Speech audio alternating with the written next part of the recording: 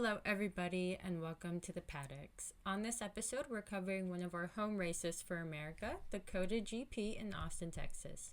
We do have a few girls on the ground, so we're super excited to get into this episode, and I'm going to pass it off to Amy to start us off with some of the track updates. All right, y'all. So COTA brought us a laundry list of updates. At least that's what it felt like to me. There was resurfacing between the entry to turn 16 until the entry of turn 3, resurfacing between the entry of turn 9 until the entry of turn 12, new curbs on the left-hand side of turn 10, new curbs on the right-hand side of turn 18, new Tech Pro barriers in the turn 1 runoff, new Tech Pro barriers on the left-hand side of turns 2, 6, and turn 8, new Tech Pro barriers on the right-hand side of turn 10, and you guessed it, new Tech Pro barriers between turn 13 and turn 15 on the left-hand side. The asphalt verge was shortened to 1.5 meters, about 5 feet, at the apex of turn 6, turn 13, turn 14, and turn 15. The concrete walls were realigned between turn 11 and turn 12 on the left-hand side. They removed some bumps at the entry of turn 12. The white line at the exit of turn 9 was moved 1.5 meters, about 5 feet in distance, to the back of the curb. And the white line at the exit of turn 19 has also been moved 1.5 meters, or 5 feet, in distance to the back of the curb, and the width of the white line doubled at the exit of turn 11, turn 12, turn 15, and turn 20. Yes, that is a lot of updates. As we saw throughout the weekend, those updates caught some people out quite a few times. But before we get into the race weekend fun, we have so many pre-race updates for you guys. I feel like the news just did not stop this week for F1. On Thursday, it was announced that the World Motorsport Council moved to officially remove the fastest lap point for the 2025 season onward. Okay, I'm sure so many people have a million opinions on this. Personally, I thought the points could be pointless. Depending on the driver that gained it that race, since there was the whole qualifying rules. But we also have to reflect that some championships fell on these really odd points, and I will miss the small excitement and the concept of what that 1 point meant in the championship. Otherwise, I get it. It was pretty dumb sometimes. I have to agree with you, Chels. I definitely am going to miss seeing Max Verstappen randomly boot on some soft tires and just for funsies at the last 5 laps of a race go for fastest lap just because he can. But I do also understand in a way it is kind of pointless, pun not intended, especially for the upcoming seasons. Obviously 2025 we're still in the current regulations, but 2026 I feel like getting rid of the fastest lap point leading into new regulations where everyone's going to be on kind of a more level playing field, just it makes sense with it. Their timing of it all makes a lot of sense from a logic standpoint. Another thing that the World Motorsport Council decided was that teams will also now have to let young drivers drive during a free practice session twice per season instead of once per season, which I personally love this change because it gets more rookie talent to have exposure to Formula One. So I think it's genius. I think it's a smart move. I understand it. You want to give your young talent a chance to be in an F1 car. In terms of some new merch that we got going into this weekend, obviously, if you are like me, you are a Danny Rick fan. Danny did give us his kind of more motorsport vibe launch for Austin. There was the pop-up. It looked fantastic. But Williams, with obviously everybody knows I have my feelings about Williams given everything with Logan, But they actually gave us Franco Colapinto merch. One, I was not prepared for that. I did not expect them to give him merch so quickly, but that man has seriously wormed his way into everybody's heart. I refuse to believe otherwise. Especially, like, even just being on Threads, the amount of love that Franco Colapinto has received so quickly is honestly a little insane. But Williams gave us Franco merch. It's really cute. If you haven't seen it, I recommend checking it out. It's got Franco a few times in the back. It's not anything crazy, but it's really cute. We can also celebrate Alex's 100th race with Formula One in Formula One. And honestly, I love that. He did like an interview, and I feel like some people either make this really big deal or no deal, and he's like, I'm just going to make this like a retrospective moment. So I thought that was really neat coming from Alex. Kind of actually matches up with him. This is also Liam's official re-entry into Formula One with Red Bull. Technically not Red Bull, but I really, really hate saying Visa Cash App RB Formula One team. It's a horrible name. Yuki did speak about it this weekend, and I felt a little bad, but he like basically admitted that he wasn't surprised about being overlooked for like any seats coming up with Red Bull, because like Liam just got brought in and there was like no talks about him moving up, and you know, I feel bad. Kid's been there for like almost 5 years already, I think. Anyways, lots going on over there. A lot of going on. Girl, there is so much going on in the Red Bull world. I don't even know which way is up as a fan, to be real honest. I have said this a million times. I hate the V-Carb name.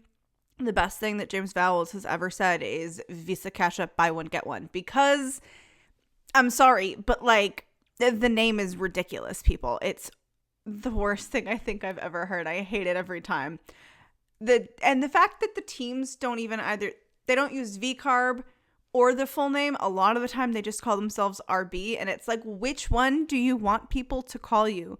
Because at the beginning of the season, the team said, no, call us V-Carb, and then they call themselves RB. So like, which one is it? What do you want people to call you? V-Carb? RB? Pick a name, please, people. Tangent over. Now, obviously, if you have listened to a PGP episode before, you know all of us love specialty helmets, specialty liveries. I, in particular, am always on the lookout for new helmets. I love a specialty lid, and I think my favorite for this weekend has to be Oscar Piastri's. He absolutely hit it out of the park. This helmet is perfection. It's a Route 81 themed. Obviously, his racing number is 81. It's perfect. He's going to wear it for both Austin and for Las Vegas. I love it. I have no notes. It's so perfect. It's American, but like a touch Aussie at the same time. It's a work of art. There are plenty of pictures online. I highly recommend you go take a look at it if you didn't over the weekend. It's beautiful. Alex Albon gave us the Albano version of Valentino Rossi's The Doctor lid, which I love. That's one of my favorite Rossi helmets.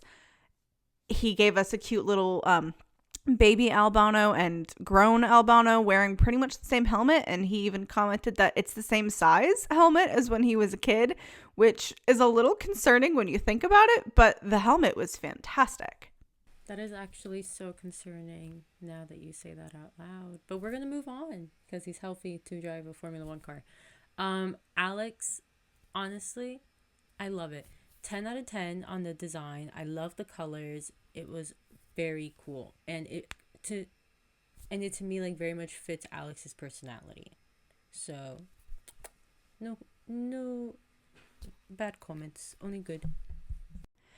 And Liam Lawson gave us a helmet. Obviously, I'm not sure if this is a COTA specific helmet or if this is going to be his helmet for the season. They didn't really specify, but it was red, white, and blue. So like, I'm going to call it the COTA helmet until I know otherwise. It's okay. It's not my favorite, but I'm interested to see if he gives us any specialty lids. maybe one for like the last race of the season, just for funsies, because why not? Valtteri Bottas being the kick-ass partner, boyfriend, bestie man all around, was rocking yet another Tiffany design. I love a man who supports his partner's side hustle or her passion. It's just epic. The helmet was giving me like 70s realness, but I love that he decided to use Austin's city slogan of "Keep Austin Weird" on the top of the helmet. It's super colorful. It's really funky. It looked great with the stake car. I mean, the color scheme was like nice and cohesive. I wouldn't have known it was a specialty helmet if I hadn't seen the top of it. Those two never miss with a helmet design. Checo Perez also gave us a specialty helmet. I personally don't know if I would call this a specialty helmet or if I would call this a brand deal. I have questions. It is a special Disney Plus and ESPN twist kind of helmet. I was so underwhelmed. I am expecting that he is going to give us the most epic helmet next weekend for Mexico, with it being his home race. But the Disney Plus helmet, I know he's got a documentary coming out with them, but the helmet just left me with more questions than anything. I just was not a huge fan. I was also just so underwhelmed. I remember I saw it online. I just looked at it and I kept moving because all I could literally think was, don't we get enough advertising with this sport like as it is? I mean, you go to these events, your advertising is everywhere. You know, you look at their liveries, you look at their outfits, their merchandise, all their events.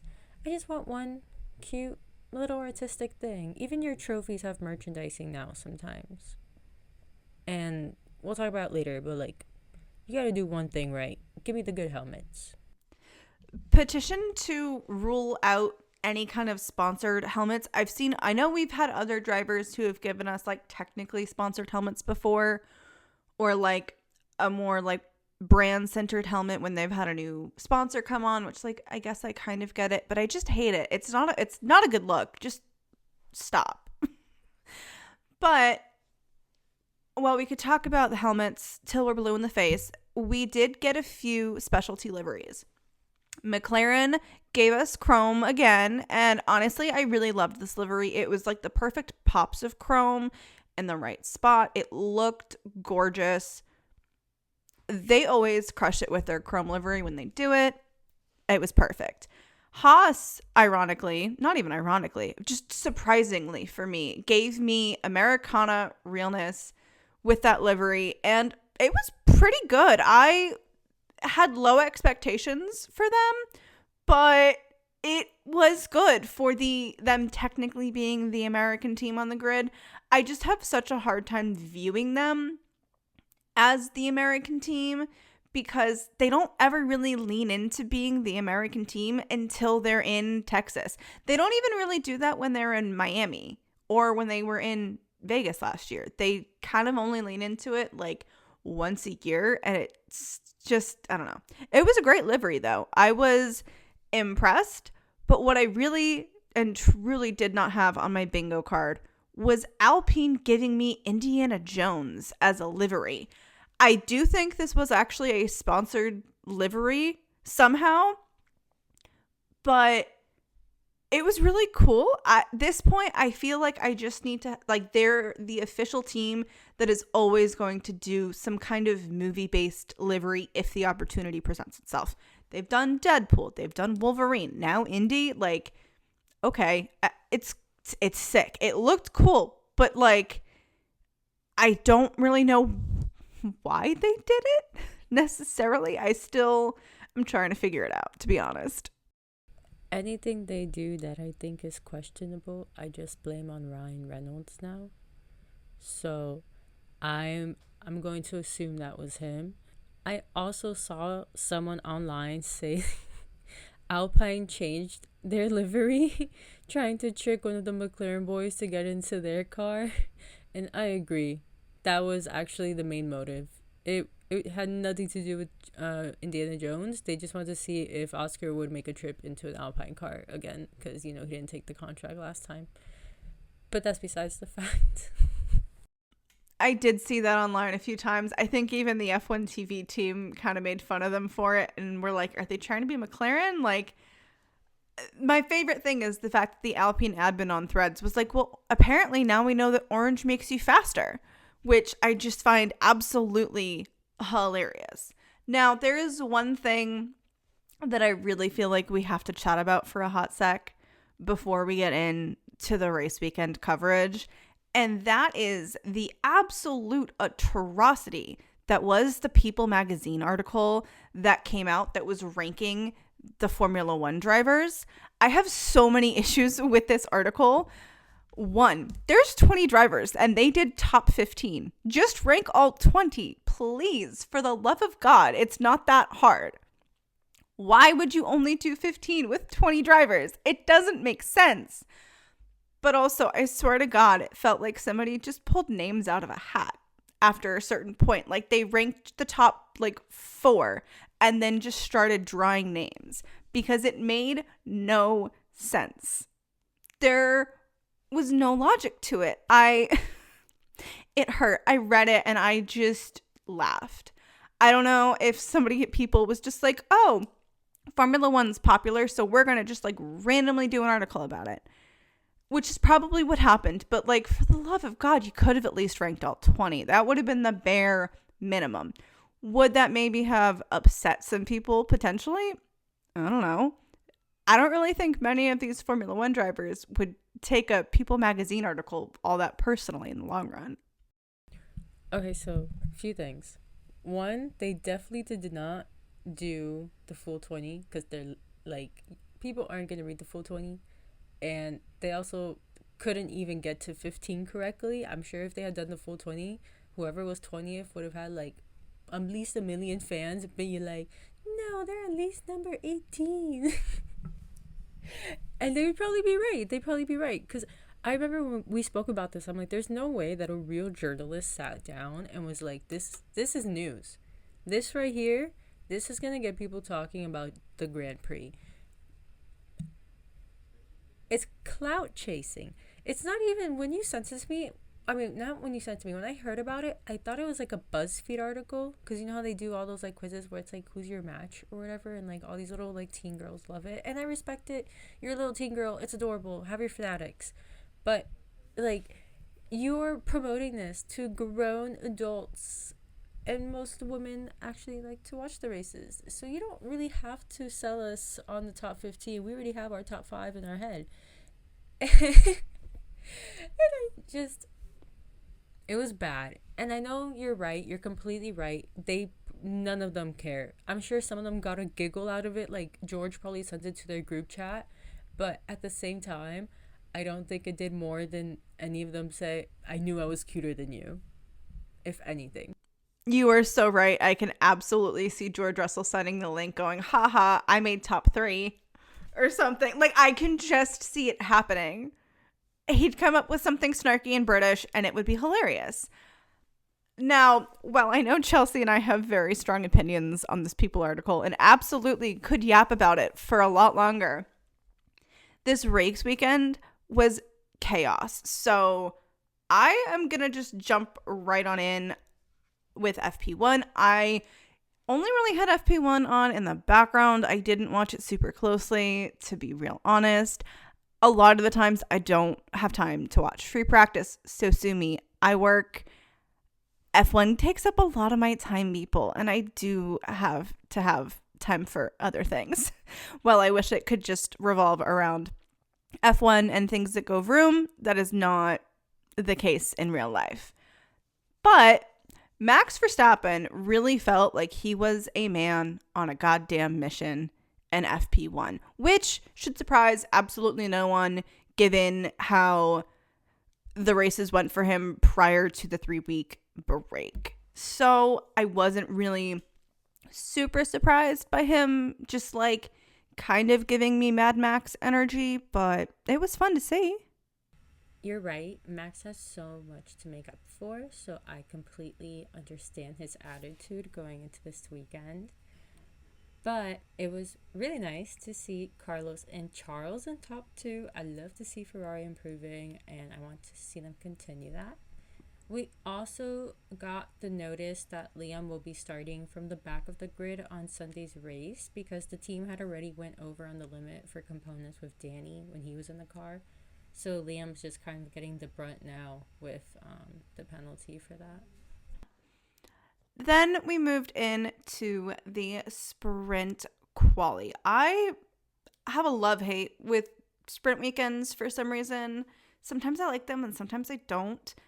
I will say sprint quali 1, Franco being dead on with Alex's lap time with only a singular free practice session on a brand new track to him was absolutely epic. That kid is an icon. I love it. As I said before, I swear he's wormed his way into everybody's heart. At least he has with mine. It was so cool to see. At the end of Sprint Quali 1, we lost Oscar because he had his lap time deleted. Esteban, Alex with his cute little pirouette moment. Valtteri and Zhou, your top 4 was Charles, Lewis, Max, and Lando. I know we're going to talk about this again and again, but I feel like Oscar having a few issues with the upgrades here. Besides that, he kept hitting those track limits. And, I mean, I know Lando also admitted to having some issues with the McLaren. But, man, that track's really going to mess up these people this weekend. In Sprint Quali 2, I really did not have Yuki Tsunoda knocking Checo Perez out on my bingo card. But, go off, Yuki. That was kind of iconic to see. I will say I was super impressed with how good Liam looked this weekend. And I said that as somebody who is such a diehard Danny girl that the whole transition was a little rough of a pill to swallow. But I do love Liam.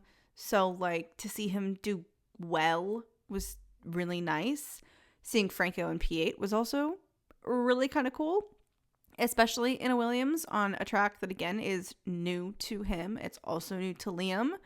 At the end of Sprint Quali 2, we lost Checo, Alonso with, yep, you guessed it, another lap deletion for track limits.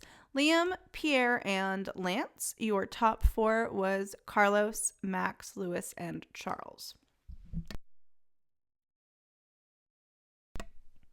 Then we moved into Sprint Quali 3, and I swear to God, Lewis was fighting his car like all Sprint Quali. I don't know what was going on with Mercedes, but every time they showed an onboard of Lewis, it just looked like he was fighting the car while he was steering the whole time. I don't know what was going on, but it didn't look good, at least from the outside.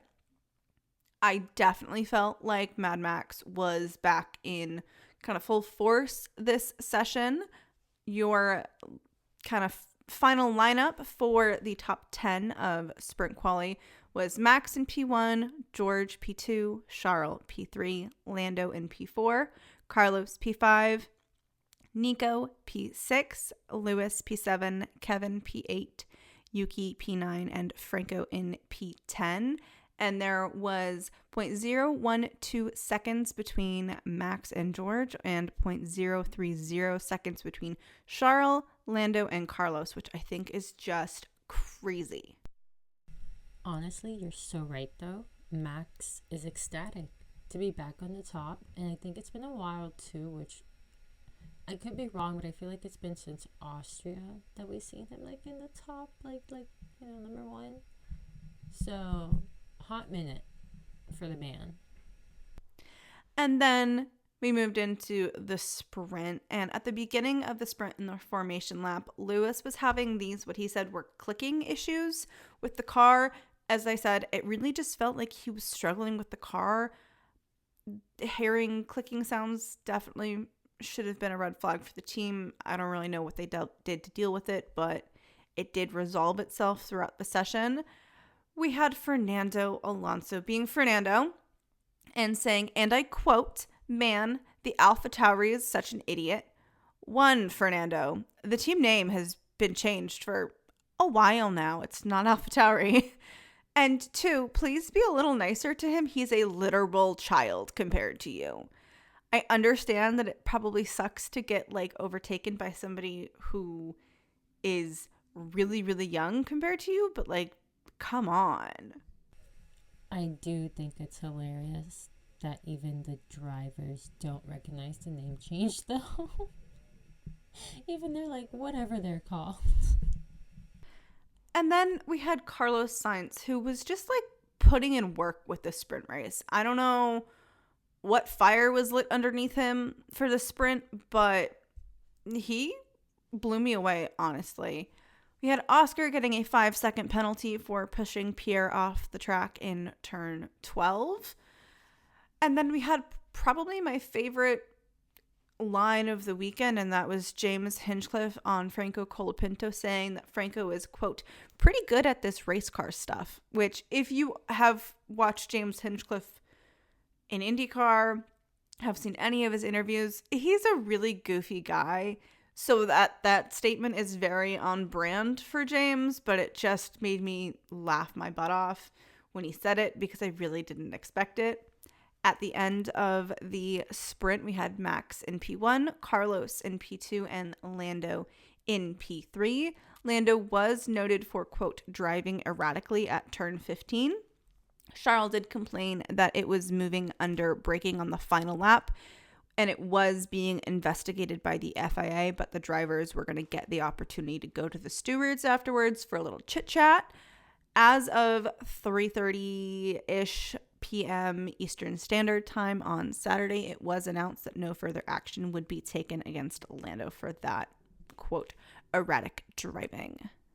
I will say, like we talked about, McLaren is really trying to come from under and win the constructor or driver championship, because I know that like Lando's up there. So I feel like we're going to keep seeing it in both drivers this weekend and moving forward, that they're going to maybe drive a little more radically to get those points. Just, don't do a K-mag or anything. I will say in the post-sprint interviews, Max looked a lot more relaxed and almost like he feels more connected to the car again. At least it gave us sassy Max back, and I always love when Max gets a little sassy. I just think it's really funny. Then we moved into quali. I love a standard quali session. I think it's just really fun to watch. Q1 had me questioning Mercedes, as always, because what the hell was going on with them and with Lewis, because he was in 16th at one point, and I just don't know what's going on. I'm honestly really disappointed. I feel like Lewis right now is just really not feeling Mercedes or the car this weekend, and I was like trying to catch up with the race weekend, and I think I saw an article on the F1 app, and they were basically calling him downbeat because he was just very monotone and sad in his interviews. He definitely looks frustrated and maybe even like fed up with what's going on, which I definitely understand. I also think the transition is probably getting a little tense at Mercedes with the fact that there's only like leading into this weekend, there were 6 races left for the end of the season, and then he's leaving the team. Like, that's just a tough spot to be in, but I feel like there are better ways to handle things, but that's just my personal opinion. I feel like this race weekend gave me so many moments that were not on my bingo card. One of them being Liam Lawson popping up into 3rd at one point in Q1. I'm sorry, but what in the Lightning McQueen was that? I love it. I'm still disappointed that he did not go with Lightning McQueen's number for his racing number, but he chose what he chose, and it's fine. Lewis also had the issue of getting his lap time deleted.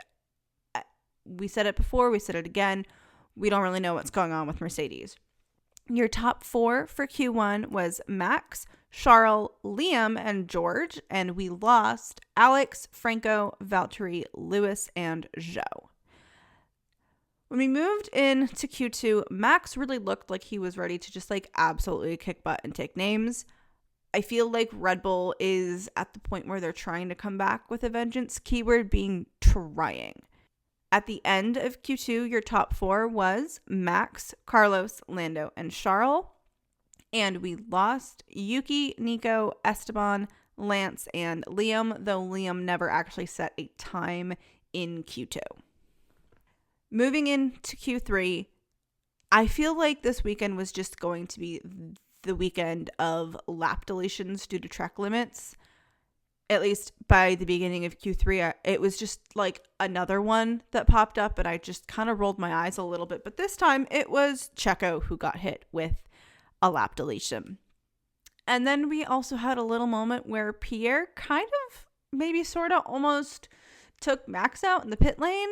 I don't know whose fault that was, whether that was like Alpine's fault, Max's fault. I think it looked like it was more Alpine's fault, but I feel like we never really got any resolution of what happened with that moment.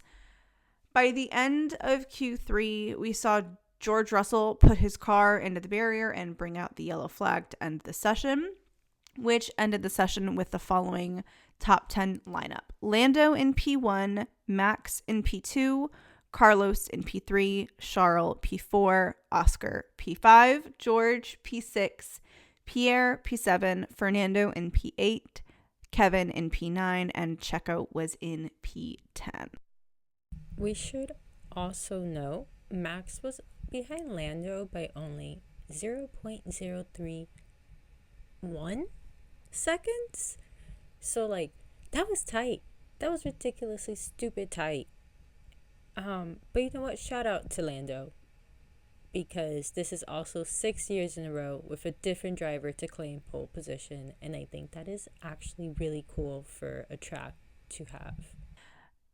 Then, as of Saturday evening, it was announced that George would be actually starting the race from the pit lane and would be using the W15's old specifications after he lost all of his upgrades due to his lovely little crash in Q3.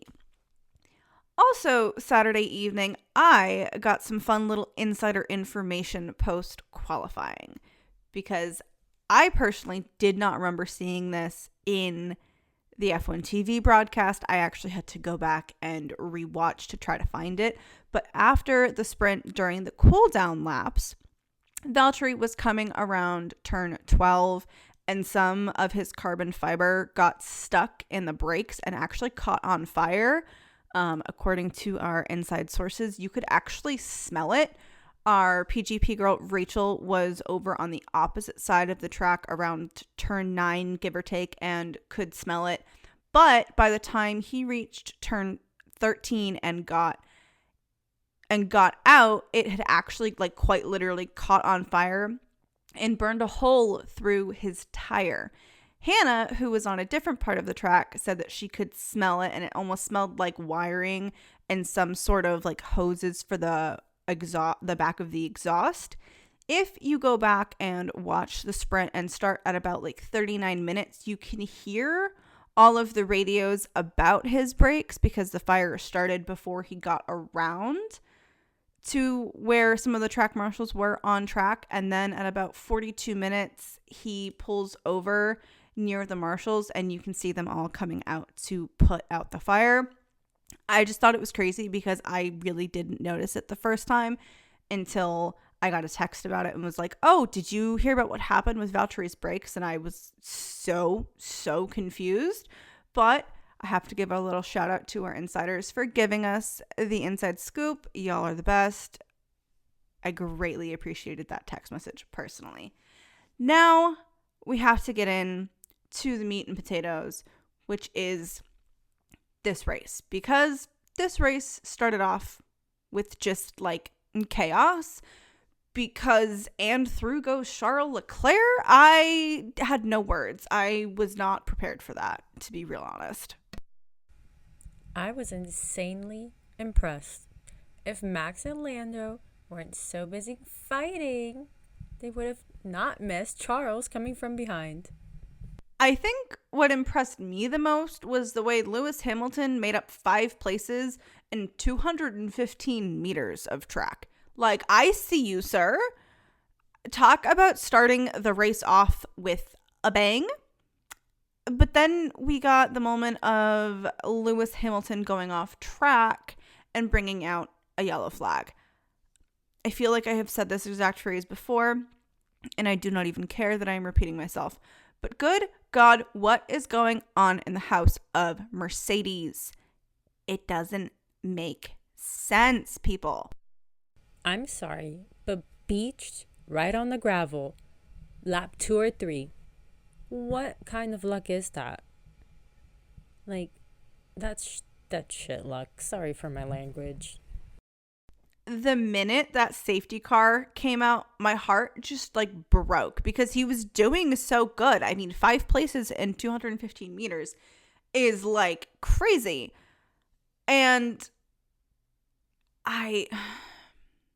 he did like, my issue more is the fact that like how Lewis went off is almost exactly how George did. I will say I love that they gave us a race restart, like a race start replay, because I almost did not notice the contact in the back with Alex and Esteban. I don't really know what the hell happened, but somehow there was some contact. There's always a little chaos in the back, I feel like, at COTA at least. One of my favorite moments towards the beginning of the race, though, was definitely Liam Lawson, because like, go off, Lee. Do not let Fernando bully you. Go, kid. I see you. I love it. I that one definitely gave me a really, really good giggle. But then Ferrari, being Ferrari, has to go and just like stress everybody out, because why is Carlos Sainz smelling fuel inside the car? That is not a good thing, people. That is like really not a good thing. We are 9 laps in, and Ferrari's like, you know what? We actually don't like our fans today. Here's a scare. It was the way they were being like kind of nonchalant about it, and like not feel like, I felt like his race engineer, well, granted, yes, it is his job to stay calm in these situations. Like, if your driver is telling you not once, but like 2 or 3 times that he can smell fuel in his car, you'd think there'd be a sense of urgency to like fix the issue. At first, they kind of almost, at least to me, felt like they brushed it off a little bit, which was just not my favorite way of handling things. But then on the opposite end of the spectrum, you have Charles out in front, who has a 5.5 second lead at lap 14.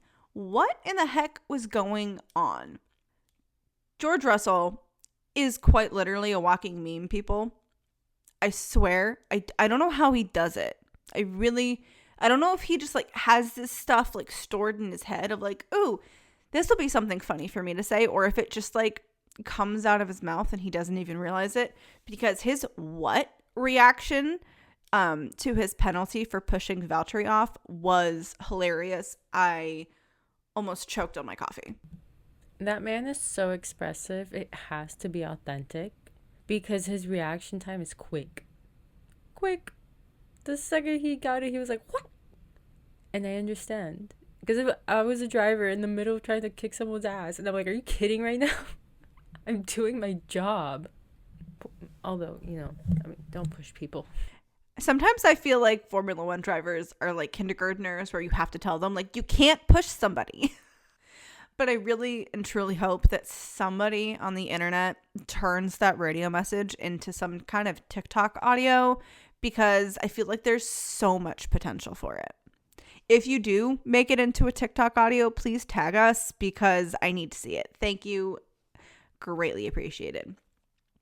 Then we started to get some pit stops happening, and Alpine in particular had me shaking my head and not knowing if I should laugh or like cry for a hot sec, because what the heck are you doing with a 6.9 second pit stop for Pierre? What? they were doing so good with their pit stops, and then all of a sudden it just went chaos. I do have to say that seeing Fernando Alonso get passed by not one but two rookies was kind of iconic, because as the F1 TV team said, they're not really even full-time drivers. It was something I think he will never forget, because I think he's going to be out for blood next race when it comes to those two, because he's not going to let like some children try to, quote, show him up. But Fernando's gonna Fernando at this point. It doesn't even surprise me. I do have to say, though, I need to talk to whoever gave Charles Leclerc and his entire Ferrari side of the garage pixie dust race day morning, because, oh my God, was it working. They were doing something over there. Brujeria, pixie dust, I don't know. Carlos switched to hard tires. I think it was like lap 22. The man had a plan. He was trying to undercut Max at the time, I think. We'll talk about it later, but it kind of worked. I do have to say, I was not expecting drivers to get black and white flags this race for track limits, but we had quite a few, to be real honest. The first one kicking us off was Pierre Gasly, who got a black and white flag for track limits and then eventually got a 5-second penalty for it. And then later in the race, we got yet another person with a 5-second penalty, and that was Yuki Tsunoda for pushing Alex Albon off the track. There was no limit to the track limits that were being passed this weekend, if we're being honest. Oh, I reached a point during the race where I was like, I think I've lost count of how many times I've seen track limits pop up on the top of my TV screen. The thing that personally had me laughing the most during the race was Yuki's reaction to the fact that he basically didn't get preferential treatment over Liam this weekend. And I could immediately know that he was going to just start running his mouth and being a little sassy at minimum about the fact that Liam was in front of him on track. I love Yuki. His issue has always been his anger. And I can definitely understand that he was not happy to, whatever position taken over.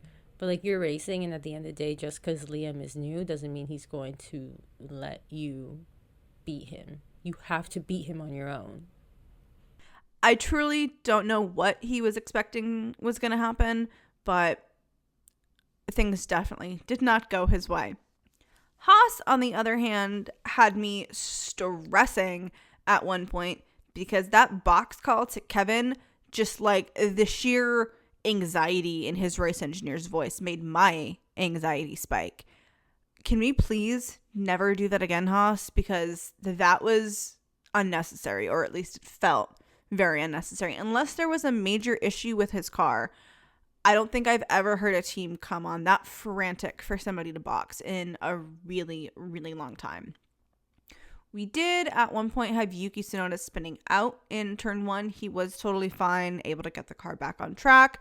It just kind of looked like he lost the rear end of the car and just had a little twirl moment, which sometimes it happens. I will personally say that the last 12 laps of this race, the battle between Max and Lando quite literally had me on the edge of my seat. I was probably the textbook definition of unwell. I was so stressed. Honestly, it was very chaotic, but also knowing that Max kept getting upset with the car, that there was lockups, the drama, it was literally just so close. And I'm sure everyone that was actually attending the race was on their edge of their seats, because this is literally the kind of race you want to see in person. Oh my God. The final 5 laps, I thought I was stressed with the last 12. Final 5 had me stressing beyond belief. I swear, people, Max Verstappen and Lando Norris are going to make me go gray. It was just too tight, too close to everything. I have no words. I could so clearly hear the smirk in Max Verstappen's voice when he said that Lando pushed him off the track. It was kind of funny, personally. That was no hesitation. He got exactly what he wanted. This is an opinion. It almost looked like Max forced Lando wide.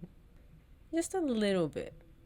So, I don't know. It could have been really good racing, or it could have been a little dirty. And that's what worked. Because Max's reaction is exactly what I expect from someone whose plan just went exactly how he wanted it to. The thing that had me shouting at my TV, and this might surprise some people because I am the Red Bull girl, though I am honestly really questioning if I am still the Red Bull girl. But unless they do something absolutely idiotic, I will at least still root for them for the rest of this season. I have no idea what's going to happen for me next season. But like, McLaren, what the heck are you doing? Why would you not, like, just to be safe, have Lando swap back? Like, why would you risk the penalty? I don't get it. I was just like shouting at my TV. I'm pretty sure I had my window open. My neighbors definitely heard me. I have so many questions as to why they made the decisions they did, but to be a fly on the wall in that debrief room post-race. My favorite thing was the way they, after that little scuffle with Max and Lando, just quickly flip over to Charles Leclerc, who's just like chilling in the front of the race. I kind of forgot he was leading because there was so much more drama going on with like P4, like P3 and P4, and like the midfield battles this race were friggin' insane. But like, I quite literally forgot who was in the top two and that it was a Ferrari one too, until they kind of switched back over and we're like, oh yeah, and here's Charles Leclerc, like just chilling with like probably another like 5-second gap, like no big deal. This weekend was just so much drama. I mean, as I said, I was seriously questioning why McLaren didn't just like, for safety's sake, have Lando and give Max the position back and have him try for the overtake again, because as like the last 2 laps are going, Lando gets hit with a 5-second penalty and a black and white flag for track limits, which also George got that as well. Honestly, with Mad Max for Lando, I think with Mad Max for Max, I think we need to make something now for Lando. But it can't be mean, because the first one that popped into my head was like Lunatic Lando, and that sounded rude. You are right. We have Mad Max, but there's no real nickname for Lando. It was Lando No Wins, and that's definitely not the case, seeing as he's won now multiple F1 races. But that's a whole different episode. The end of the race, we had Charles in P1, who also got driver of the day, Carlos in P2 for a Ferrari 1-2, and Max was P3 due to Lando's penalty. And honestly, flawless play from Ferrari. I love a good 1-2, especially from a team that I like. We also technically had Esteban Ocon with the fastest lap, though it didn't really count for anything because he wasn't in the points. But he still got it. I don't know who had it originally. I think it actually was Franco Colapinto for a while. But he technically got fastest lap. But we had Franco and Liam Lawson in the points. All right, rookies, I see you too. And you know what? That is why it is fun and important to have fresh faces on the grid. They got in the points. And also shout out to Liam and George, who had no chill. They made it from the back of the grid to the top 10 by the end of the race.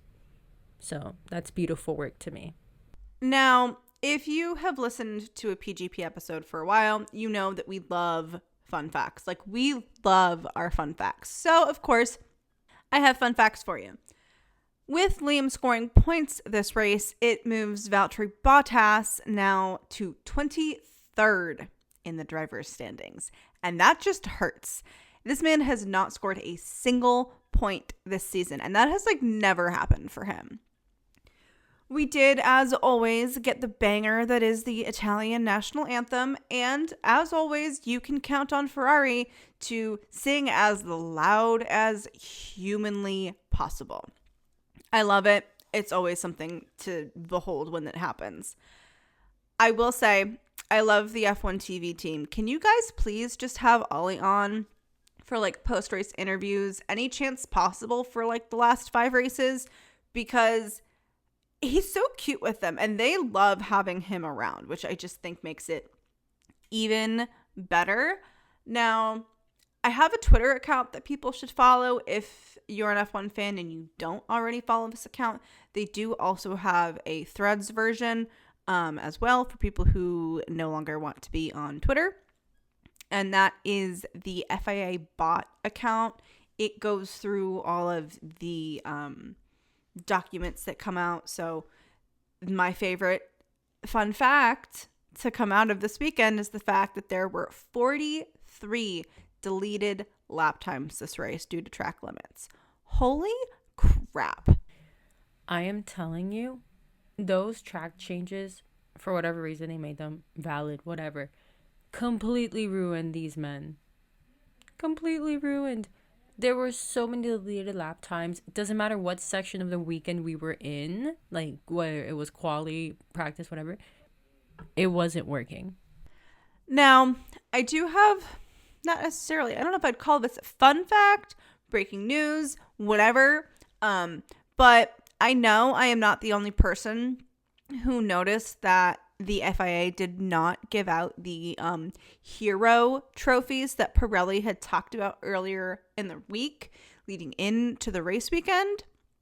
They were not given out at all. And I did some digging because I had to figure out why the heck they were not given. They gave Charles a regular like medal trophy, and then everybody else got what looked like the pole position tire. Like, it seemed so odd. And so I, of course, went down the rabbit hole and figured out what the hell happened. Pirelli pulled them due to, quote, potential similarities with other designs.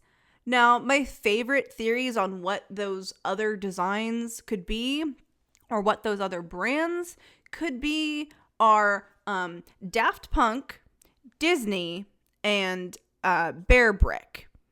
I swear to God, somebody at Pirelli just like did not do their research. I don't know what happened because they made such a big deal about putting out a press release about them and everything. Like, they were with Paddock. Paddock took them on a hat lap or something. Like, they were all over social media, and then they never did anything with them and didn't acknowledge that they switched the trophies. So there's a little bit of breaking news, I guess, post-race. Now, as always, we are going to do our predictions for the upcoming race. And I, as always, pull out a pendulum. But this time, I actually swapped it for a different pendulum just kind of for funsies to see if I got any different results. Now, my P1 is Oscar Piastri, which I love that. I love seeing Oscar in on the podium at any chance we can. P2, Carlos Sainz. Again, I love Carlos on a podium. And P3, we have George Russell. I don't know if this is actually like a realistic podium, but we're going to find out. Since we're going into Mexico, and if you listen to these predictions, I don't think I'm very good at them. I'm going to play it safe this time. First, I'm going to give it to Lando. Hopefully he's more focused on his race next week and not fighting Max. Hopefully he learned his lesson this time. Second place, I'll give it to Charles. I can definitely see him holding on to the top 3. I think obviously him and Ferrari are doing super well this year. And third, honestly, was really tricky for me. And I kind of either want to give it to Oscar or George. I'm not sure which one, if I'm being honest. I feel like it was a weird weekend for both of them because their cars came with updates that I don't think either one of them are really like handling well. So I think it's going to be interesting next weekend to see the drivers continue on with the new upgrades and see who's gotten more comfortable with it. But I'm excited. Either way, I think Mexico's always fun. I definitely sense some chaos coming for Mexico.